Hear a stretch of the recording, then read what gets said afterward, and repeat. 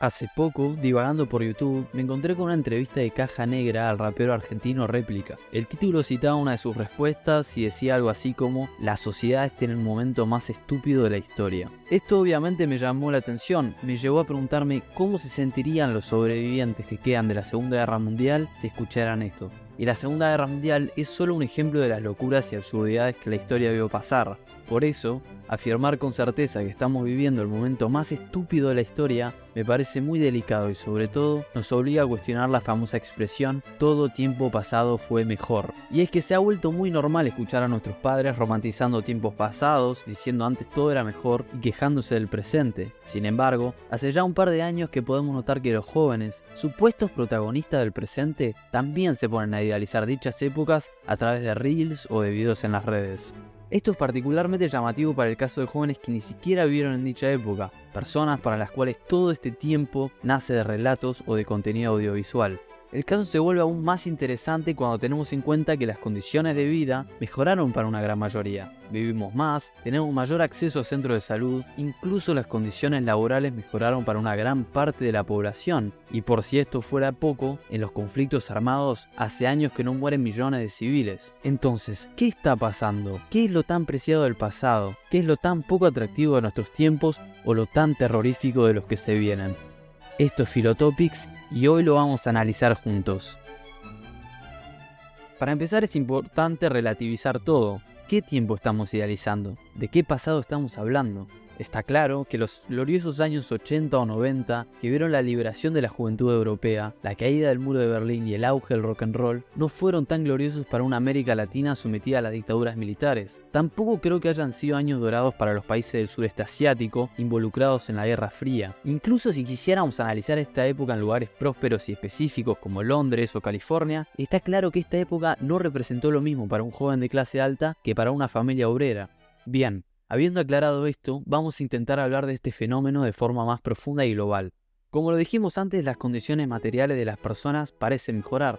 Ahora, hay un par de datos inquietantes que nos obligan a contrabalancear el dicho progreso de la sociedad. El consumo de psicofármacos como los antidepresivos aumentó significativamente en los últimos años. También se sabe que más de 800.000 personas cometieron un suicidio en 2021. Esto es casi el doble de las personas que perdieron la vida por un homicidio y representa la segunda causa de muerte entre los jóvenes. No sé a ustedes, pero a mí estos datos me parecen sumamente fuertes. El malestar, la depresión y la ansiedad parecen estar ganándole a los problemas como la inseguridad y sin embargo se tienen menos en cuenta.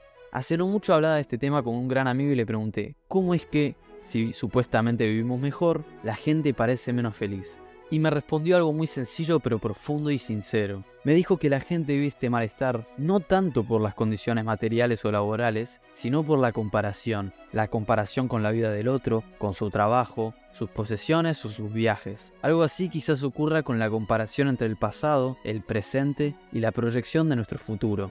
Mucha gente atribuye estos males a la precariedad socioeconómica de las nuevas generaciones, al uso desmedido de las redes sociales o a la pérdida de un vínculo social necesario para el ser humano, sobre todo si coincidimos con Aristóteles, que hace más de 2000 años ya decía que el hombre es un ser social por naturaleza. Dicho esto, otra parte de la sociedad, sobre todo de gente mayor, está empecinada en afirmar que todo esto es el fruto de una generación de cristal débil. No tengo mucho para decir acá. Las nuevas generaciones siempre fueron consideradas como subversivas o transgresoras por sus predecesores. Por ejemplo, está el caso del Mayo francés de 1968. La constante sigue siendo que sin ella no se puede avanzar.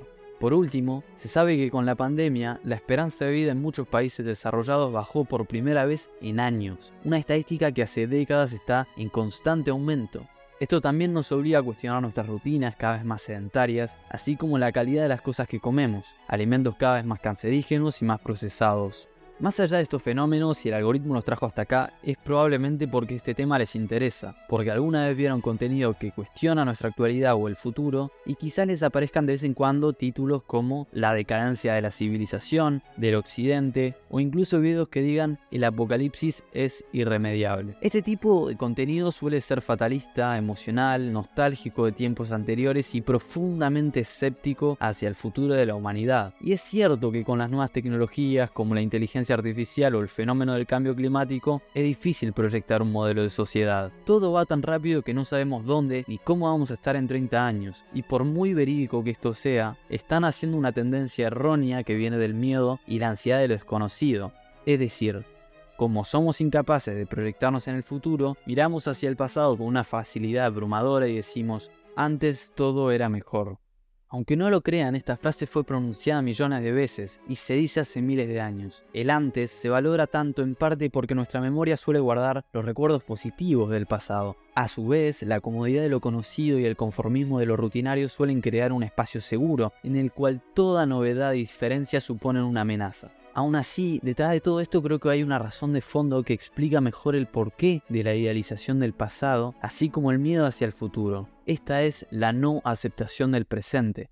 El filósofo Pascal ya decía esto hace unos siglos. Estamos tan obstinados en el pasado y pensamos tanto en nuestro porvenir que jamás estamos en el único lugar que existe, el presente. El filósofo francés decía concretamente que el presente jamás es nuestro fin, nunca nos dedicamos al mismo y de ahí es que vendría el problema. No olvidemos la frase de Lennon cuando decía "Life is what happens while you're busy making other plans". La vida es lo que pasa cuando estamos ocupados haciendo otros planes. Pascal, algunas prácticas del budismo como la meditación y muchos célebres autores contemporáneos como Eckhart Tolle ven en el aquí y el ahora la fuente de la paz y de la alegría de vivir. Todo el resto sería una construcción y una proyección de la mente. Entonces, en una sociedad adicta a consumir contenido que nos saca constantemente del presente y del lugar en el que estamos, quizás el tema no esté en evadirse y preguntarse si antes todo era mejor o si mañana todo será peor, sino en cómo estamos hoy. Porque solo así vamos a acercarnos al presente y por ende, solo así vamos a vivir realmente.